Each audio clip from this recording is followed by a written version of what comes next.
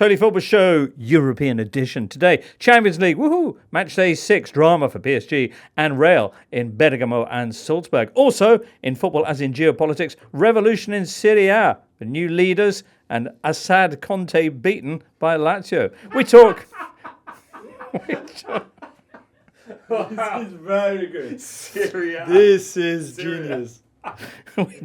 we talk Atalanta and Atleti, PSG and PSG, Marco Rosa, no longer smelling like do, and much, much more in this Totally Football Show. Monday, 9th of December, and it's an early Totally Football Show. My favourite kind. Why is it early? James Horncastle's here, and you're about to fly to Bergamo. Yes. Wow. I'm going to go and watch Atalanta beat Real Madrid. Ooh. Looking forward to that. Bold words, James Horncastle. Bold. Yeah, very bold. Julien Laurens. Hello. Are you going to be watching PSG beating Rebel Salzburg? I hope so. That will be on the Gold Show on TNT. But I'm also be at Arsenal Monaco at the Emirates on Wednesday night. That's right. Yeah. Another big game. Yeah. Those two neck and neck. I thought the Asian Champions League is more your thing these days. No? It is a lot. I still follow it. But How did Al Nassr do against, was it a Qatari team? Al Sadd, they lost to Al Sadd, and then they lost in the big game against Al Ittihad. So Karim Benzema and Cristiano Ronaldo both scored, and Al Ittihad narrowly won that big game. And Laurent Blanc, Larry White, is doing amazingly well there. Pol Ballús on the way with La Liga, and of course Seb Stafford Bloor with the latest from the Bundesliga as well. Let's get a moment of the week. James. Venezia, the Pierluigi Penzo. They were playing Como in the Derby dell'Acqua. Right. Because Lakers against Lagunas. And it was very much... I've just come up with this, the Derby dell'Acqua. It should be. Really? Yeah. Because... and the weather was exactly what you would want for this game. It was blowing a gale, torrential rain, and, sort of... You couldn't recognise Eusebio Di Francesco, the Venezia coach. Because Serie A, or whoever was covering it for them, didn't wipe the lenses of the camera. The whole game looked like it was played in watercolours. Or in fog, Seriously, there were just these giant, blurry coloured shapes because they didn't wipe the lenses of the cameras. Yeah. Extraordinary. So I can't tell you what the score was, but what I can tell you is that the referee, Daniele Doveri, he went over to the sideline, pulled out a red card and flashed it at the sky. The sky. No, he flashed it at someone he thought was part of the Venezia coaching staff. Instead, it was just a fan. He couldn't recognise him because he was in a sort of giubbotto. He had a big coat on, hood up, and that sort of thing. Right. And he sounds like the guy they're looking for in New York, actually. Okay. Yes. And yeah. So the referee was being abused. Thought it was a member of the coaching staff. It wasn't. It was a fan, and obviously, you can't send a fan off. Can you not? So yeah. But it just goes to show, how the conditions were so difficult. But yeah, a great game. I mean, if you look at that, the kind of helicopter shot, if you like, of the Penzo, there is no shelter. So anyone who is not even towards the end of the game, the stadium's sort of half empty because people are just like, this isn't worth it. It's like we're actually watching this wading in the lagoon. But the people who stayed, absolute heroes. Yeah, absolute heroes. I thought you would have picked the Esposito brothers, all scoring on the same day on Sunday, which is in itself, the three of them, all scoring with the kickoff at the same time, 3 p.m. on Sunday afternoon. Did Gab give you that one? No, I mean, it was everywhere the was weekend. It? Yeah. We discussed it this morning, but obviously the two who played for Spezia, Francesco Pio and Salvatore scored 2 goals for Salvatore, 1 for Francesco Pio, and then obviously the one who plays for Empoli, Sebastiano scoring for Empoli, but they all kicked off at 3 p.m. on Sunday afternoon, so they all scored more or less at the same time, if you want. Wow, what a great moment of the weekend. There's nobody. So kind of you to use yours for Serie A. Go on, have another one. So, but my other moment of the weekend, I had a few, but I decided to go for the Kylian Mbappe interview on Sunday night on French television. We have this really cool show called Click on Canal+, with a super cool presenter, Mouloud Achour. And for all the interview requests that Kylian had from France, from me, from Spain, from everywhere. He decided to do that show. They went to his house on Tuesday day, recorded the interview. So before he missed the penalty against Athletic Club de Bilbao on Wednesday, and before he scored the goal that he scored on Saturday against Girona. And it was good because we haven't heard from him at all since he moved to Madrid, and he talked about the national team and that, those weird international breaks where he was called up by Deschamps and said the last one is all on Deschamps. He will have to tell you why he didn't pick me. I can't say it. Oh. So he just opened up a bit, which is rare from him. So it was good to see. That's really nice, Jules. All right, Pol and Seb will be giving us their favourite bits of the weekend very, very shortly. We're going to begin today's show with a quick nod to the Champions League because it's matchday 6, the last before Christmas. Champions League. It's matchday 6. Woo! Tuesday gets set for Atalanta against Real Madrid. A Super Cup rematch. James, you're going along. Yeah. Atalanta in much better shape and better form than they were at the Super Cup. Because at that time, they'd already lost. I mean, they still don't have Gianluca Scamacca, Giorgio Scalvini, who were a big part of the team that won the Europa League last year.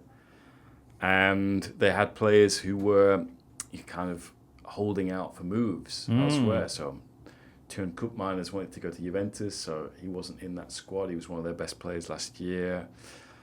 You also had Lookman, I think, holding out for his move to PSG.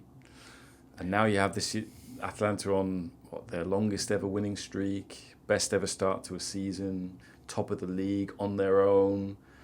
Scoring goals for fun. What was their last Champions League game? 6-1 against Young Boys, which people say are Young Boys, but Inter only beat them in stoppage time 1-0. So, I mean, I think we touched upon it last week. The momentum and hype around Atalanta being a Sampdoria from 91 or a Verona from 85 only keeps on building. Or a Porto from 2004. I mean, who knows? Just saying, right? Leipzig, still yet to get a point in the Champions League, will be hosting Aston Villa also on Tuesday. And Leverkusen will be up against that Inter side. Seb will be going along to that. Of course, Leverkusen looking to become the first team to actually score a goal against the Nerazzurri in the Champions League this season, which is just remarkable. Oh, almost forgot, Jules. PSG are going to be at Salzburg. We'll get onto that very shortly. Yes. Yeah. Wednesday, you got Dortmund against Barcelona, Juve against Man City. I'll be at that as well. Are you going to that as well? Yeah, that'd be good. That'd be cool. Go and see. Take a good book. You're right. I mean, when the draw was made, I was excited about this. And now, considering the state of both teams and the criticism both managers are facing, I hope it's not going to be... Well, in Juventus' case, another draw. Right.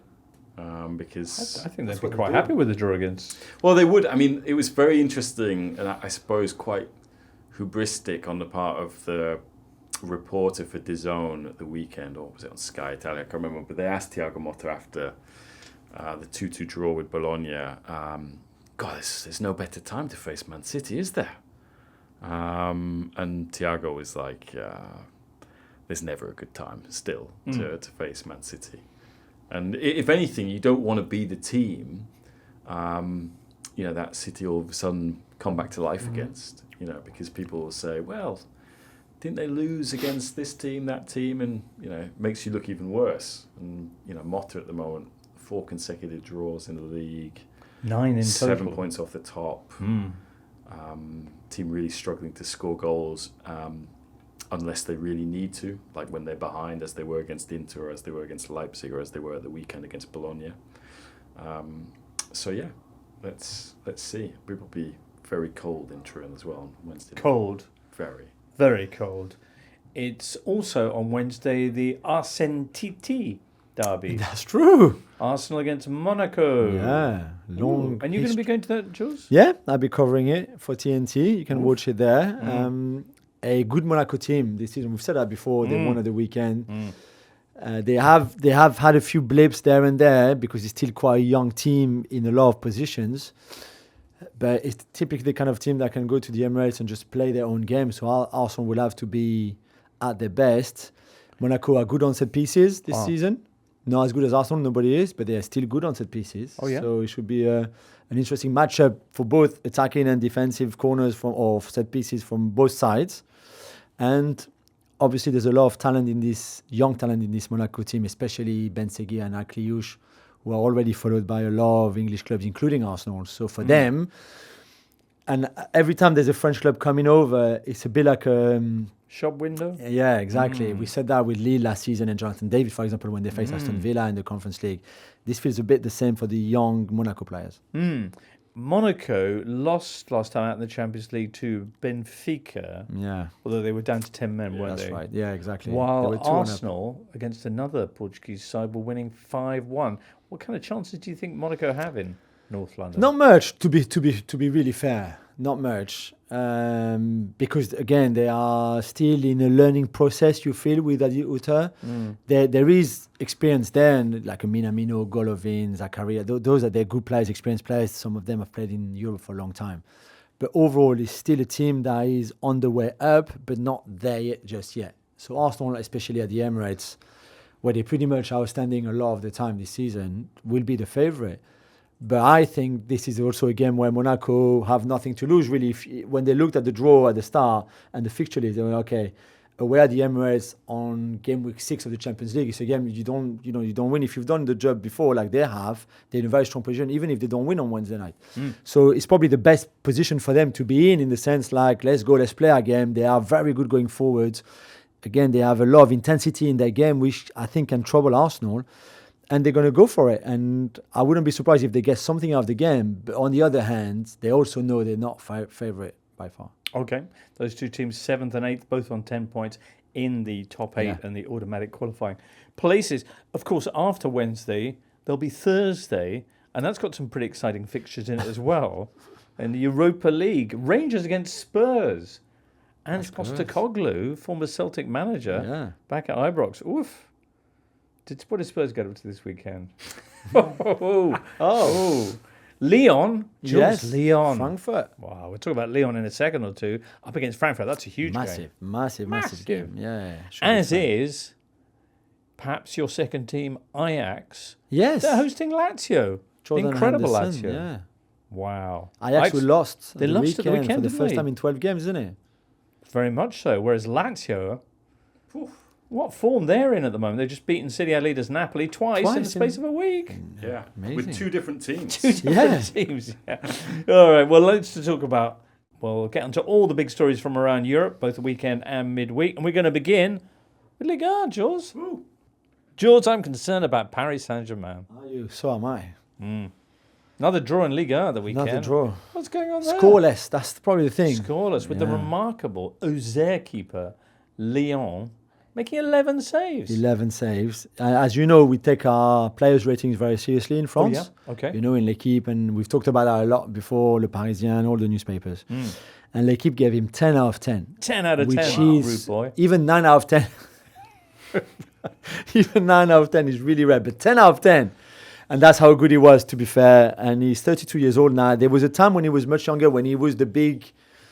like super promising young goalkeeper coming through, and it never really worked. He had a good career, but nothing like we thought he could have had.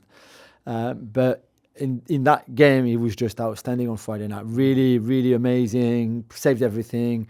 They were super defensive, and I think PSG had another 77% of the ball, or 82 in the second half, something ridiculous like that. 25 shots or so. Just nothing went in. They all had chances. Gonzalo Ramos, Dembele, Hakimi, Nuno Mendes. At least each player seemed on that pitch had a chance at some point to score, and nobody could. It's remarkable. And there's still 5 points clear. Yeah. With Marseille and Monaco both winning this weekend, but there's every chance that could drop again next weekend, because after being held by Lyon last Friday, they're going to be facing Lyon next week. And Lyon are in amazing form, as you touched on before, no? They are, and they showed it again on Saturday. I mean, they went away to Angers, who are not very good, we know that. But they won 3-0 and they were outstanding. They are, I believe, the second best team on set pieces this season, only this season, in Europe, behind Arsenal. Really? They are so good. Ryan Cherky, as I've said before, is, I think, the only player currently playing in the top flight. So that doesn't count Santi Cazorla, who plays obviously in the second division in Spain with Oviedo, to take corners, right foot on one side and left foot on the other side, which blows my mind every time, but that's what he does. And the quality of the delivery is so good. They have big men. They score on set pieces all the time. And they are on great form. And Pierre Sage, our friend, Stonewise, has get them going massively. John Textor seems to have all the luck in his life, with Botafogo winning everything in Brazil and then Lyon doing well in France. So, yeah, that should be massive on Sunday night at the Parc des Princes. Okay. So 5 points the gap at the moment. Lyon, do we want to touch on their chances against Eintracht Frankfurt, or we'll see how that plays out? Is there anything particular we should know ahead of that game? It's just, I think they're the one team that Lyon struggle a bit when there's a lot of intensity from the opposition and there's a lot of running to do, and Lyon can't really put their game in place. There are teams who struggle more against low block. I think Lyon find it better than against teams like Eintracht, who have all that energy, all the running, and I think that really troubles them. So we'll see. But I think Thursday night, of all the good games that we mentioned already, this is the one for me. That's the one, is it? Yeah, absolutely. It'd be great. PSG currently lying 25th, so just outside the playoff spots, on a run of 3 games without a win and only 1 goal scored in that time. 2 more Champions League games to come, but they're against Manchester City and Stuttgart. That's right. If this game goes wrong, they're out. Yeah. Do you think? Yeah, I think so. And I think they need 2 wins out of those 3, because they will have 10 points, and Opta seems to think that 10 points is enough to get you through the playoffs. Not the top 8, but through the playoffs you'll qualify. So you'll be low seeded, so you probably face a team that is better than you, well, technically. But yeah, and so I don't know whether you would think that 2 wins from the 3 would come from Salzburg and Stuttgart, more likely, more than City, even if City is the only home game that they have left of the 3. But I don't know. On the other hand, if you don't beat Salzburg away, that everybody seems to be beating right now, then you don't deserve to do anything and to go anywhere and to qualify for anything. So wow. Salzburg, who did get that 3-1 win against Feyenoord, much to everyone's surprise. Somehow, yeah. But then followed that up by losing 5-0 at Bayer Leverkusen. So 5-0. They've lost a few times by conceded. They've been spanked a few times. Yeah. Pep Linders. Pep Linders, yeah, he's still there for somehow, because they're 6th in the league out of 10 teams, I think. 5th. Oh, 5th, okay. 5th, 13 points behind leader Sturm Graz. Yeah. No, it's a game that really PSG, even without Dembele, who suspended because obviously he got that red card against Bayern Munich in the last game. It's a game that they have to win, and they should win, really. Okay. Wow, concerns then for Paris Saint-Germain. I mentioned the fact that pretty much everybody else below them in the top half won at the weekend. Marseille 2-0 winners against Saint-Etienne. Monaco with the 2-0 victory over Toulouse. It was Lille-Brest this weekend. Was special around that. A 3-1 win for Lille. Yeah, they've good. Got a game coming up in Europe, haven't they? Yeah, they play Sturm Graz, don't they? I think that's right. Yeah, and I think they can finish top 8, which would be incredible for them. Well, it's only goal difference is keeping them out of the top 8 at the moment in the Champions League. And the game with Sturm Graz, and then I think in January they will have... Okay, the Liverpool away game is a tough game, and then Feyenoord at home. Again, if they win 2, I mean, even a win and a draw in those last 3 could be enough, maybe, but 2 wins out of 3, surely. So if you beat Sturm Graz and Feyenoord, which I think is something that Lille can do, definitely, with those 2 games being at home, then they will have 16 points. I think they can qualify top 8 with that. Amazing. Imagine if you got like 3 French sides through. Yeah, I knew that was coming. And PSG weren't one of them. That would be so bizarre. Brest have dropped out of the top 8, but in 11th they've got PSV at home. They got beaten by Lille this weekend, didn't they? They got beaten on Friday night. They were not good. And again, I think they're struggling in the league. We've said that many times. They're struggling to cope with the 2 competitions. And I think in their head, especially, they've lost, I think, every single league game the weekend before the Champions League week, because their mind was already like, the music, the stadiums. And PSV are good. We've said that before. But also, I think Brest at home, anything is possible. So. Okay. Jules, I mean, I've dragged you all over the shop editorially there. That's okay. So I don't know if there's any of those stories you want to go a bit deeper on. We mentioned Jonathan David, who, not for the first time, has been in excellent form. 11 goals now in Liga this season, 17 in all competitions. Outstanding. Out of contract. Like he's out of contract. It's almost, But he was, Great. He's got an offer on the table from Lille to extend, just to give them to bring them a bit of money, because inevitably he's going to leave the club. Instead of leaving as a free agent for nothing. If you were him, obviously you would not sign that new deal and leave as a free agent. But they're still hoping that he might just be tempted to extend. And if there's another Champions League season and the offers that he has on the table in the summer don't suit him or he doesn't like them, then he can stay for a little bit longer. I really think he's that good. Maybe he's not good, and we had that conversation last season when, again, he played against Aston Villa. He might not be ready just yet for a top 4 Premier League club. But I think he can go to Germany, he can go to Spain, okay, maybe not Barca or Real Madrid, but below that, he can go to Italy, and I think he will do really, really well, because I think he's that great, and he brings you so much to the team outside of just goals. It's wonderful, and I'm glad to see him leading the line like that for Lille, because they have been great because he's been so good. Excellent. Oh, there was the derby between Nantes and Stade Rennais. Yes. I wanted to finish with that, because Marseille won and the derby was very happy and Rabiot scored his first goal. But you're right, the derby between Nantes and Rennes was special. Because Jorge Sampaoli has now as many red cards than wins since he took over at Rennes. two games, 1 win, 1 defeat, 1 red card, which was at the weekend against Nantes, where they lost Moses Simon with a lovely goal to win it for Nantes. And 1 player sent off, and Sampaoli sent off for Rennes. So they're to forget for the Pinot family. I see. What did he get sent off for? Dissent. He shouted. Okay. I mean, you should see he was possessed. Was he possessed? Yeah, completely. I mean, that kind of temperament never goes away, I guess. They currently lie 12th, Stade Rennais, but only a point off the bottom 3. Nantes level. Actually, they're neck and neck, aren't they? Yeah. And that is a bit of the pressure on the Antoine Camboire, the Nantes manager. Nice. Because he was under pressure. Very, very good. Surprised Jules wasn't at the Notre Dame reopening, you know? We had a Christmas party with friends, so I had to say no. Yeah, because there was a seat, I don't know if you saw, there was Prince William, Trump, Zelensky, and then there was a seat there, and then I just could not make it. I could not make it. It's a shame. I go next time if he burns again, and then being... No, I'm kidding. It's lovely. You know what? My heart sank when he burns, really. Because he means so much to all Parisians and to my mum, my dear mum.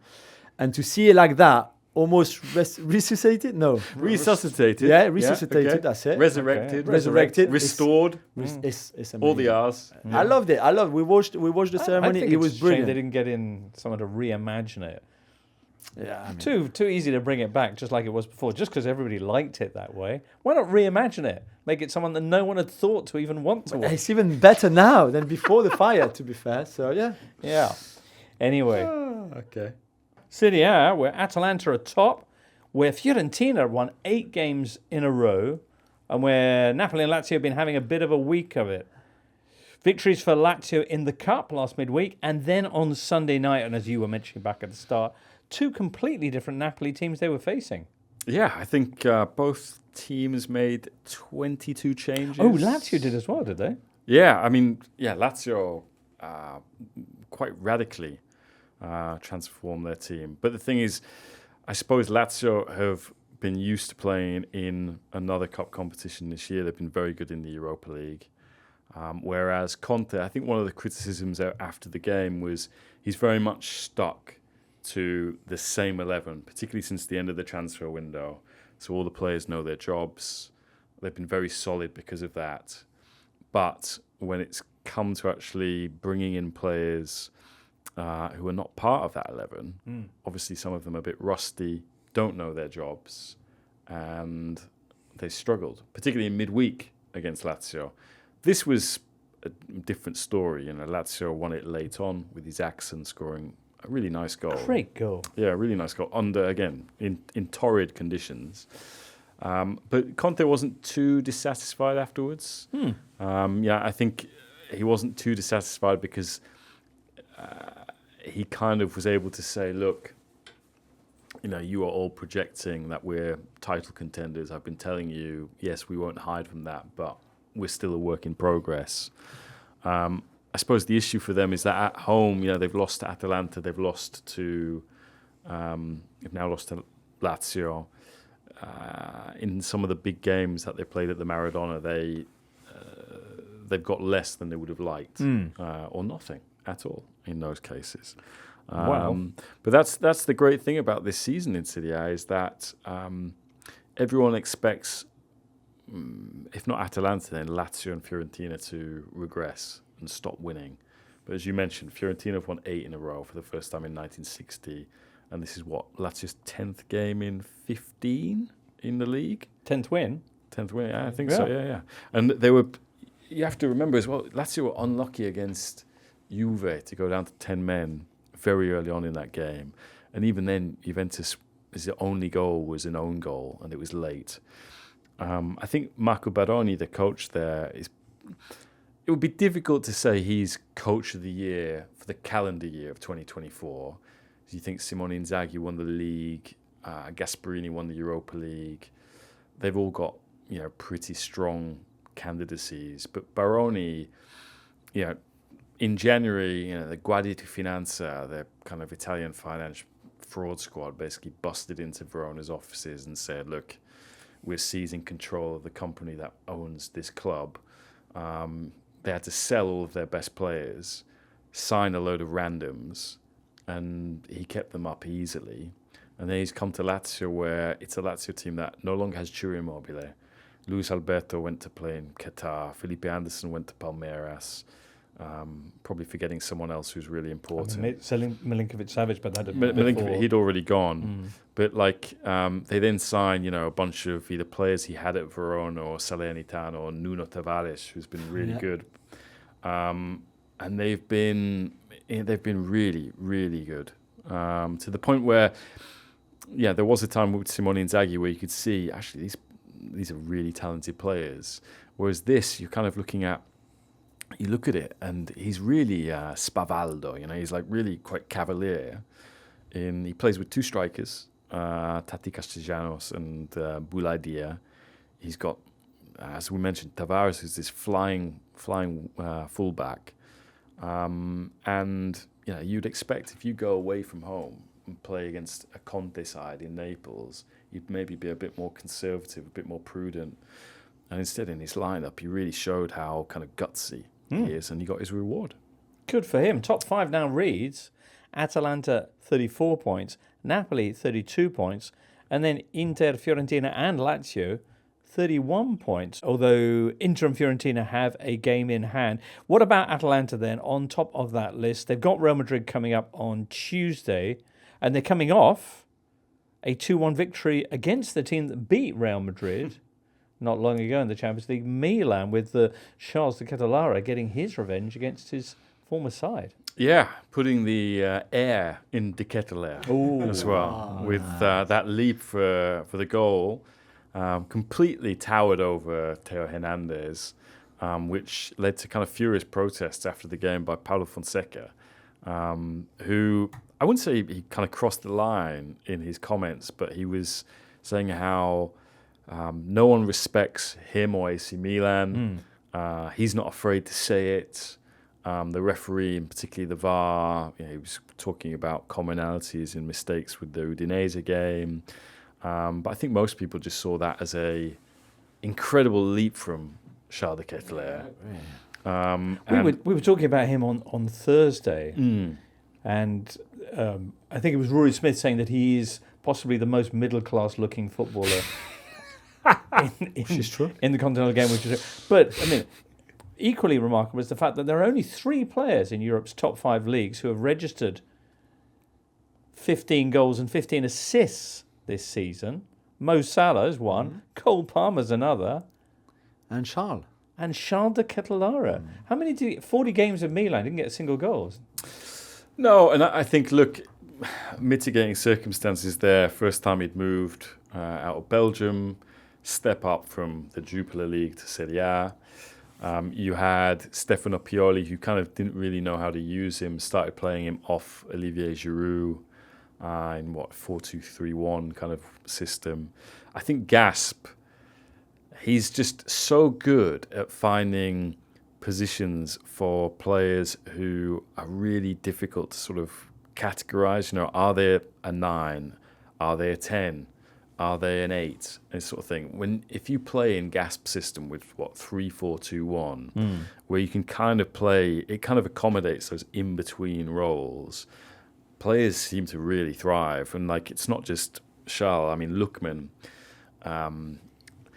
Everyone felt that Lookman had a good year last year, when obviously scores the hat trick in the Europa League final, but I think Lookman is really showing that he's one of the best players in Europe. At the moment, in terms of his consistency, his ability to kind of really be decisive in games in whatever way, be it setting up goals, scoring.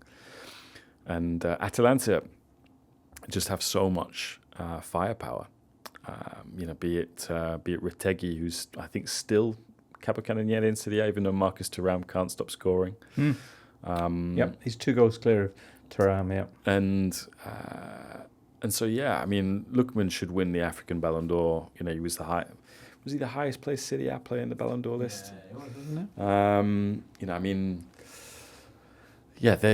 It's really interesting with Atalanta because I think a lot of people still have in mind the team with Papu Gomez, Duvan Zapata Ilicic as being their very best team. And that was maybe a team that had a little bit more skill and refinement to it. But this, in terms of brute force and being able to score as many goals as that one did, this one does that. And I think they've got more depth than they had. Are they going to do Real Madrid? They're favourite, surely, which is unusual for Real Madrid Champions League game, right? For them not to be favourite. Yeah. Gasp would push back on that. But I think... But the thing is, Napoli... Conte said a few weeks ago, and he's always doing this in his own self-interest, but he was like, look at that squad that they've got. That is a team that is built to go far, in not only in the league, but in a Champions League context. And he was kind of ambiguously suggesting that, I'm not saying that they can win the Champions League, but I'm saying that they are a team that perhaps can aspire to go really far in that competition. And we saw it when Atalanta beat Roma. How did they beat Roma? They brought Nicola Zaniolo off the bench. And, I suppose people outside of Italy would be like, Nicola Zaniolo, what did he do at Aston Villa and that sort of thing. This is a player that when he kind of burst onto the scene with Roma, Roma was telling Real Madrid, no, 50 million's not enough to sign this player. They got a guy called Lazar Samadzic. Samadzic has been one of the most skillful and creative players in Serie A the last 2 years. They signed him from Udinese. He's a bench player for them. Kosunu, who they signed from Leverkusen, was part of the Leverkusen side that went undefeated last year in the league and reached the Europa League final. They've got a lot of depth, which allows them to, let's say after 60 minutes, where you have that kind of relentless playing man for man, pressing, aggressive Atalanta style. They've now got a bench where they can basically say, okay, we can play that for 90 minutes now. And a lot of teams just can't live with it. And so Madrid, given, how we've seen them be quite poor in the Champions League, particularly first half of games, really struggled to find balance in midfield. The Deroon Edison midfield tandem is it's insane that Deroon, this is what, in terms of sustainability, Deroon, who's in his 30s now, has been there throughout the Gasp period. He's played more minutes than anybody else this season. That's great. And you think he was the guy who put the ball in for De Ketelaere. Can he keep doing that? Is his body not going to break down? Edison's body won't break down because Edison's just an absolute RoboCop kind of style guy in midfield. But they'll be, I think a lot of people would expect Madrid to have the better of them in that area of the pitch. But Deroon and Edison, in terms of constants this year, have been really, really good. Ooh. So, you can... We've got a game, I think. Yeah, we've got a game. Vinny's supposedly back. And Rodrigo as well. But they got those problems in midfield, Madrid, that we've seen in previous Champions League games. And they've only got one fit centre-back, I think. Yeah, so Tchouaméni will play there. And Mendy is injured now as well. So that means... I hope to bump into Florent. Is it? Who do we? Fernand. Tchouaméni in Bergamo. Okay, after we bumped into him in Munich. Did you bump into him in Munich? Did you? Yeah, with Honey. Together. We were having lunch with also one of my children and his mates, the four of us. And then as we walked back, one of my friends is having a drink with this guy, and he introduced us, and he said, "Oh, this is Aurélien Tchouameni's dad." And here we were with Horny chatting to Tchouameni's dad. Yeah, I was buying ice cream. Yeah, before the Euro semi-final. That's what we do when we are. That's what we just. That's what we do. And Superb. Furlan was very confident France would win that night. Yeah, they lost. They lost. So Thank if you, I see him in Fernand. Bergamo and he's very confident Madrid will win, yeah, I know Atalanta are going to triumph. So. Amazing. Because you know that day also I saw him in the stand. here Sorry, that's me and Horny now. It's okay, it's our show as well. And then I forgot to tell you that. And he walked down and passed by me, and he showed me the fingers crossed like that, and said, "Yeah, Fernand, let's go," and we lost. So. Hell of a story, John. Yeah, hell of a story. It's for the listeners to have the full picture. Yeah. All right. Speaking of full pictures, quick shout for Claudio Ranieri. Got his first win, judge of Roma on his third stint. They thrashed Lecce 4-1. 4-1. Very nice. At the Stadio Olimpico, Pizzilli. Yeah. Continuing his one wonders. of Jose's babies. Yeah. Along with Eduardo Bove. Who's doing better? Been moved out of... Yeah, I mean, that was, again, one of the stories of the weekend, I suppose. So we talk about Eduardo Bove, who came through at Roma, Roman born and bred, like Pizzilli, who scored the goal in the Roma Lecce game and then dedicated it to his friend, Bove. But Bove obviously was rushed to hospital last weekend during that Fiorentina-Inter game, which was abandoned over suspected cardiac arrest. He was in intensive care. He came out of that. Basically, told his players to go and play against Empoli in the cup in midweek. And then he'd been texting with Danilo Cataldi. Okay. Danilo Cataldi, who also joined Fiorentina this summer, but from Lazio. Ooh. So, Bove and Cataldi were sort of across the divide when they were in Rome, but they're now teammates, brothers. And friends but enemies and now teammates. Cataldi texted him saying, I'm going to score top corner for you this weekend. Nice. And what did he do? Scored top corner. Scored top corner. And there was I think Bove texted him back saying, non ci credo. I can't believe it. But yes, it's positive that he's out of intensive care and he's obviously up around joking with his teammates, but still need to see what repercussions that heart issue he has on his career and his ability to stay in Italy as well. Because if you have a subcutaneous pacemaker fitted like Christian Eriksen did, then you won't be signed off to play in Italy again, which is why Eriksen had to terminate his contract with Inter and he moved to Man United. So, that's right. Atalanta are the only pacemakers they'll have in Serie A. Okay. Seb Stafford Bloor joins us. All right, Seb, what have you got for us? Where are you going to start? What's on the I'm going to start with a statistic, Jimbo. Actually, I'm going to go with, and this is Duncan Alexander worthy. Ooh. So for the first time since 2017, 3 different substitutes on the same Bundesliga match day scored twice. So what? Jamal Musiala, Jonas Wind from Wolfsburg, and Nick Voldemade from Stuttgart in their comeback win against Union Berlin. First time since 2017. Yeah. Good Lord. Nice statistic. That's a good Lord. Starting point, right? Yeah, very nice. Well, last week, we kind of left things with Marco Rosa, who previously we had thought was in a lot of trouble. He's coming into this game on the back of 2 straight victories. Are they back? No, but I'd say that Rose has taken a few steps back away from the ledge. So you mentioned the win over Eintracht, which was great, which was appalling for Eintracht. A little bit of fallout from that. They had a pretty bad weekend too. But yeah, they won that. They're through, which gives their season a little bit more purpose. And beat Holstein Kiel over the weekend. I mean, it wasn't a win full of flourishes and convincing football, but they won. They got the points. And they'll play Eintracht next weekend after they meet Villa, which is a strange game really, because in many ways Leipzig's Champions League season is not mathematically over, but as good as. They're not going to go through. So this is all about building a little bit of confidence and stability ahead of, they've got to play Bayern Munich before the Winterpause. So that's a tricky couple of weeks still. So I wouldn't say they're out of the woods, and I wouldn't say that Rose's future is guaranteed.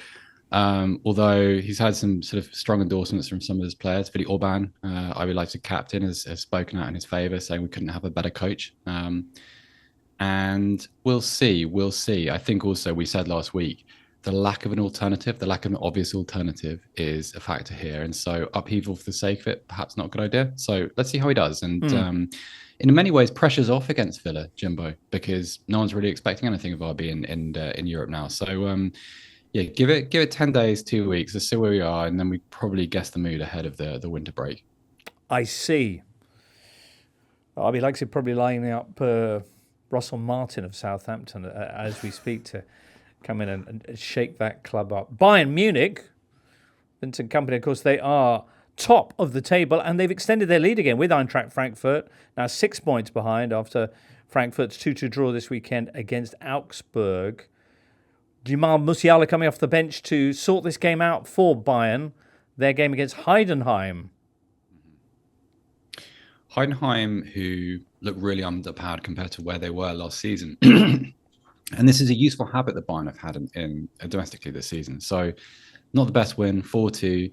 You mentioned the Musiala double, which kind of had a little bit of gloss that the performance didn't deserve. A couple of nice moments, though. Really, really good set-piece move for Diet Meccano to score the first goal. If you haven't seen it, watch it. Lovely design. Really, really clever little block from Thomas Müller of Meccano around the side. And no mean feat either, because while Heidenheim have struggled, they remain an excellent set-piece team. It is their strength. Frank Schmidt has always made sure that at both ends, they're creating problems. They're very resilient without when they're defending their set pieces. But I don't know. It's another one of those, Jimbo, in inverted commas, where you don't really learn very much about Bayern from this game. One thing that did happen, so Bayern had their AGM on Sunday, where I'm sure, as everyone knows, they announced the retirement of Franz Beckenbauer's number 5 shirt, which was, I mean, American listeners will be surprised to learn, doesn't really happen in football very often. It's the first shirt retirement in Bayern Munich's history. And a really lovely moment. So Franz Beckenbauer's widow was in attendance and, was obviously emotional.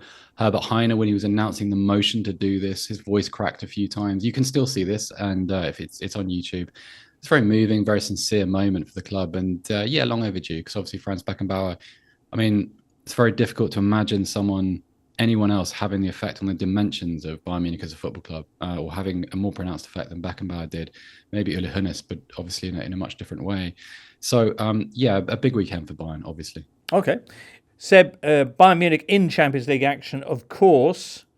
Bayern are currently lying 13th in the playoff spots, and they're going to be taking on Shakhtar Donetsk. Yeah, they will be. They'll be playing them in Gelsenkirchen, which is Shakhtar's temporary home during the group stage and European competition this season. And originally this was controversial because when tickets were announced, the tickets are determined by dynamic pricing, our old friend, dynamic pricing. And originally, Bayern fans were being charged €105 for seated tickets, which was 3 times what I think Atalanta would charge, 4 times what Young Boys were charged earlier in the group stage.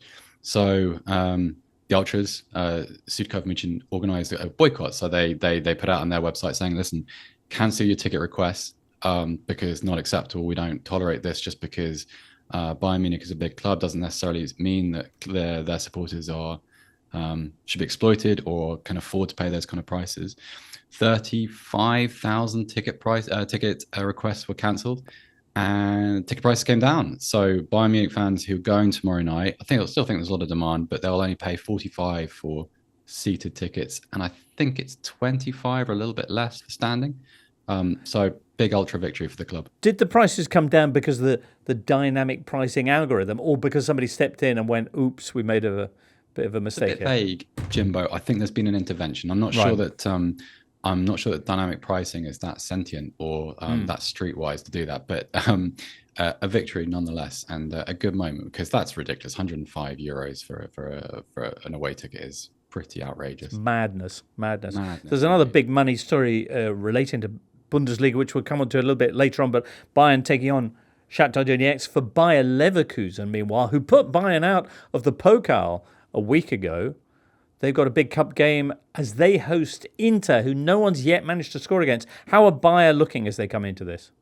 Yeah, okay. So the caveat with that Bayern Munich winning the Pokal was Manuel Neuer got sent off early in the first half. And for much of it, Bayern actually looked better with 10 men than Leverkusen did with 11. Leverkusen got it done. They went through. They beat St. Pauli 2-1 at home over the weekend. A win, not hugely impressive. And afterwards, Jonathan Tah was asked about the performance, and he was pretty quick to praise the opponents and salute St. Pauli's effort.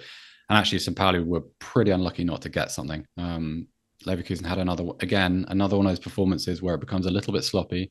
They gone 2-up in the first half. Really nice goal from Florian Wirtz. Yeah, the good nutmeg. set piece goal.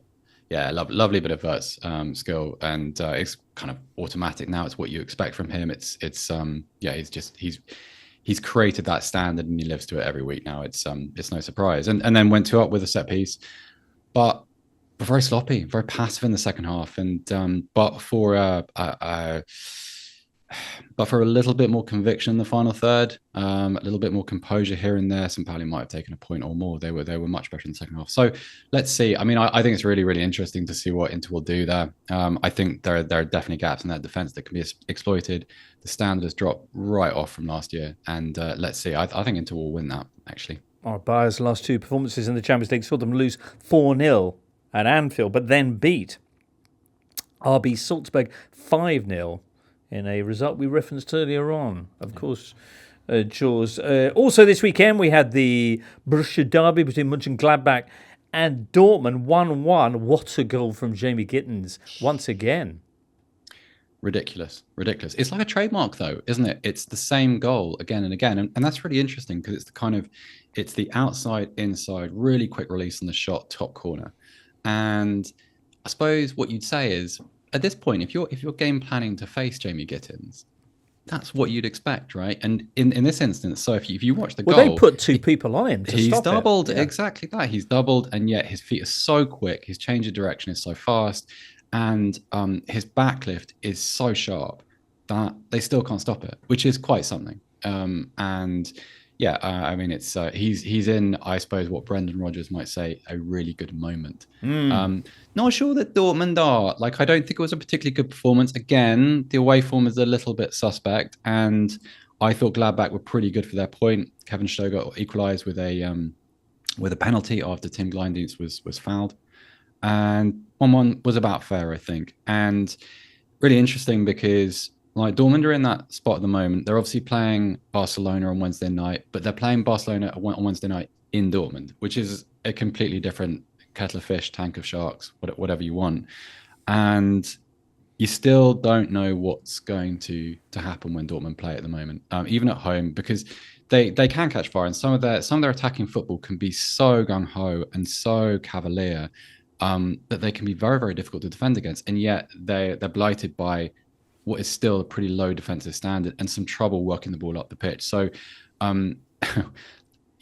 given what Barcelona are able to do to Bayern Munich and how they were able to exploit sort of deficiencies and flaws in their pressing, this is a dangerous fixture, but an amazing occasion. I can't wait. Like, I think the kind of the journo standard and the default is to be very blasé, but I absolutely cannot wait to go to this game. Cannot wait. You're going on to that game and one other this midweek. I'm going to Leverkusen on Tuesday night to watch the Inter game, and then on to Dortmund for Barca. And wonderful. Really magnificent privilege of a week. Yeah, fantastic.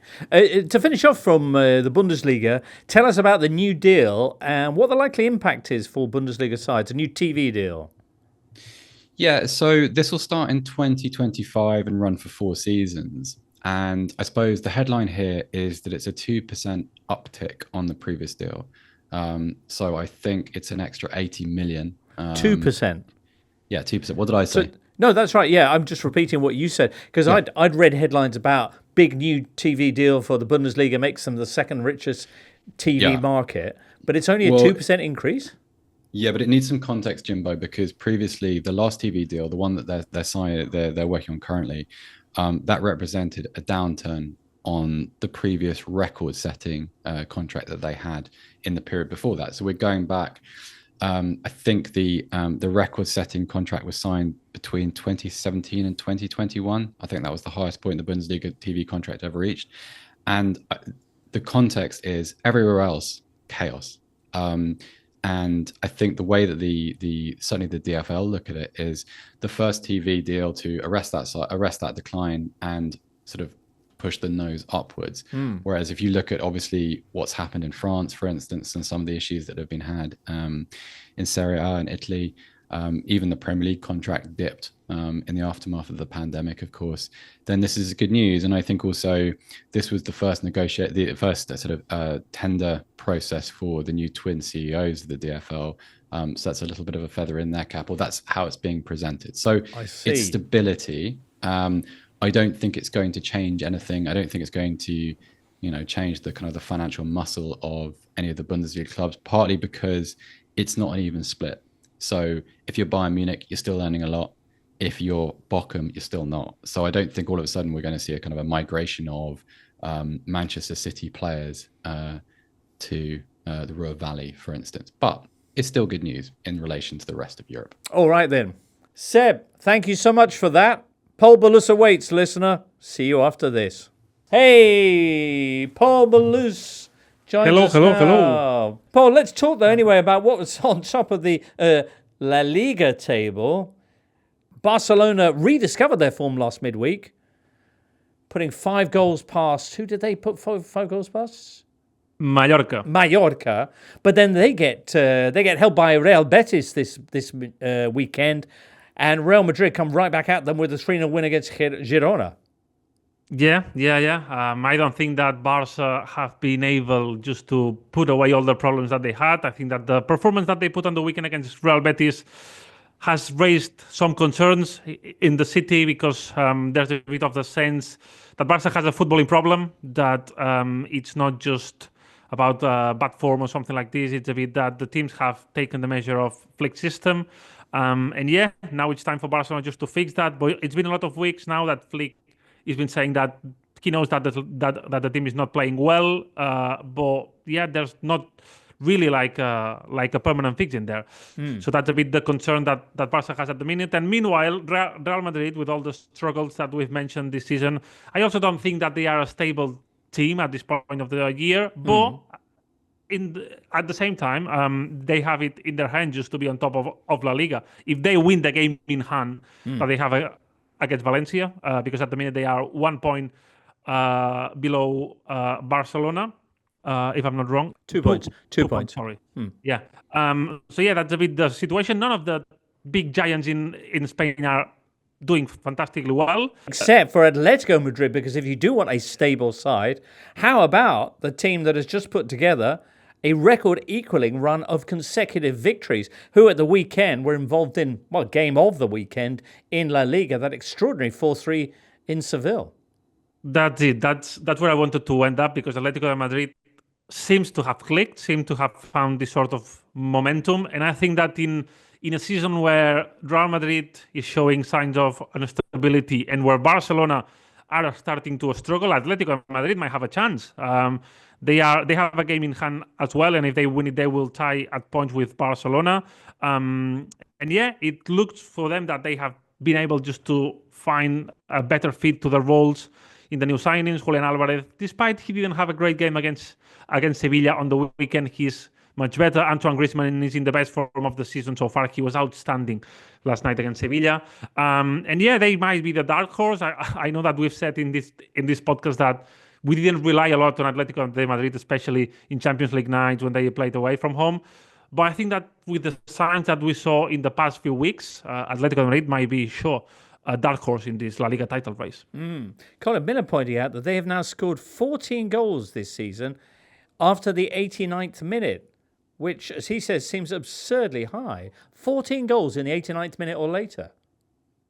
It's quite mad. It's quite mad, but one of the good things that Atletico de Madrid has is that when they play at home, they are able to create this sort of atmosphere. The Wanda Metropolitano, when they manage to get the fans behind the team, is one of the biggest atmospheres in La Liga. In my opinion, that's what helped them last night to beat Sevilla, a team that did a quite good first half. They were quite impressive for what we could expect from a Sevilla, which is not going through the best moment of their recent history. But then, Atletico de Madrid got one of those wins that if you don't have everything behind you, you don't get them. And that's a really good sign for Simeone, for the state of the project, and for the big investment that they did last summer. They were 3-1 down with under half an hour to go, turning it around, and the winner coming at the end with Antoine Griezmann in the 94th minute. They're at home to Slovan Bratislava a Wednesday evening in the Champions League. Barcelona are going to be up against Borussia Dortmund. Real Madrid, perhaps with the toughest game of all, as they travel to Atalanta. Now, James and Jules were just talking about this and saying that they feel that Atalanta are strong favourites for this game. There's been some good news on the injury front for Carlo Ancelotti, but in terms of the way, the solidity of the two sides, Atalanta just look better put together at the moment. Yeah, absolutely. As I was saying, I think that, Real Madrid won 3-0 against Girona, but I think that in the first half, Girona were the better team on the pitch. Real Madrid are not still up there. They just rely on the amount of firepower that they have up front, which might do the job one night, might do the job against Atalanta. Why not? I don't dare to put Atalanta as the strong favourites against Real Madrid, because it's Real Madrid, and I think that this plays a part in the Champions League. Plus, there's an element of survival in that game, because that I think that it's gonna make Real Madrid even more stronger, because they need to win that game. They need to win. If they don't win that game, they're going to be in serious problems in the Champions League. So they're currently lying 24th, which is the last of the playoff spots. Who are their remaining two games against? They are against RB Salzburg, so a little bit of a get-out-of-jail card there. And then the final game will be away to Brest. Woo! Yeah, no, it's not an easy schedule, although maybe Brest, I don't know if they will have their job done by the last fixture of the group stage, so that might take a bit of away of the heat of the moment. But Real Madrid doesn't have an easy schedule, and just the fact of going through the playoff phase, I mean, it's not going to make them a favor. They have a really short-handed squad. They're having problems with the rotations, and having 2 extra games is not going to make them a favor. Let's see what happens. But in Real Madrid, this is seen as a crucial moment in the season, especially in a moment where Kylian Mbappe, who scored, of course, at the weekend, but he's a bit at crossroads at Real Madrid in terms of being on the spotlight over the past week, of course, after the Liverpool game, missing a penalty at Anfield. But then he goes to San Mamés to play at Athletic Bilbao, and he missed another penalty, and he had another uninspiring performance. Then he scored against Girona. I wouldn't say that he had a great game, but he scored a goal and he did his job. But there's this sense of, I think that he wants to deliver so bad that he has sort of a mental block, and he's just finding this sort of breakthrough. Hopefully for his interest, the Champions League can provide that, but it's still for him a way to try to find it. Okay. Tuesday then, Atalanta hosts Real Madrid. It's Wednesday, I think, for Borussia Dortmund against Barcelona, with Robert Lewandowski back at the club where he made his name, of course. Quick word about your friends Las Palmas. Did they win again this weekend? Yes, they did.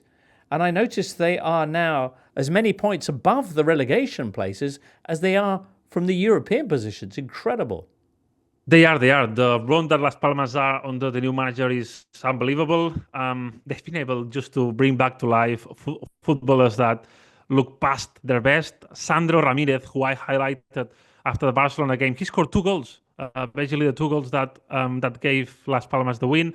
I also want to highlight Oli McBurney, because he didn't start or anything, but he scored 2 goals in the Copa del Rey match last week against a local team here in Barcelona, against Europa. He scored basically the 2 goals that gave Las Palmas the win. Good news for everyone, for the team, and for Oli McBurney, who is possibly not going through his best spell because he's not a starter, but at least he scored his first 2 goals for the club. Excellent. Where are Europa from? What division are they in? That's a really good question. Europa are at the minute in the 4th division of Spanish football. They are a really small team. There's a nice movement here in Barcelona right now with grassroots football. There are 2 teams from 2 districts from Gracia and Sant Andreu, which are 2 of the most local districts here in Barcelona. Gracia is represented by Europa, and Sant Andreu is represented by Sant Andreu, with a team with the same name.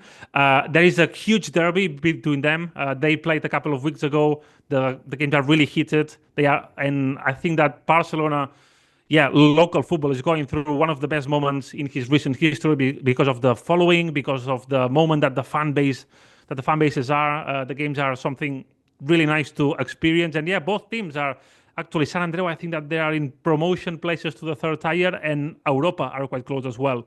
So it's a good moment to follow those sort of games. I think that we did a piece last year on this derby, Europa San Andreu, here at the Athletic. And there are two teams which are really nice to follow. Excellent.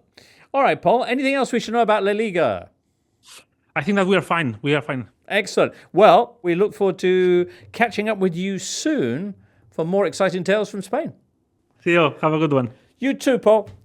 Well, many thanks there to Paul and to Seb a short time ago, to you, James, and you, Jules, to Liam and producer Lucy, and above all, you, listener. Of course, the Euro show will be returning in a week's time, but before that, on Thursday, we'll be rounding up the Champions League action in our regular show, so hopefully you might stop by for that. For now, from all of us here, it's goodbye. The Totally Football Show podcast is available 3 times a week, bringing you all the football news you could reasonably be expected to care about. We've got views, we've got stats, we've got analysis, we've got some of the best football writers around, and the whole thing is absolutely free. So have a listen on Spotify or Apple Podcasts or all the usual places by clicking on the link below.